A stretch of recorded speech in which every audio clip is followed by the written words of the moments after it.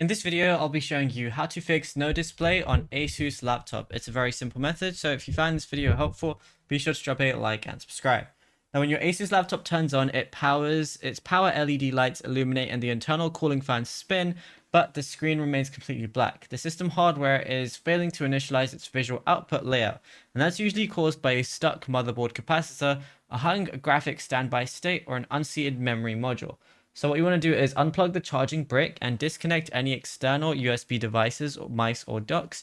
Ensure the laptop is powered down, so just hold the power button for 10 seconds if necessary. Then press and hold the physical power button continuously for exactly 40 seconds.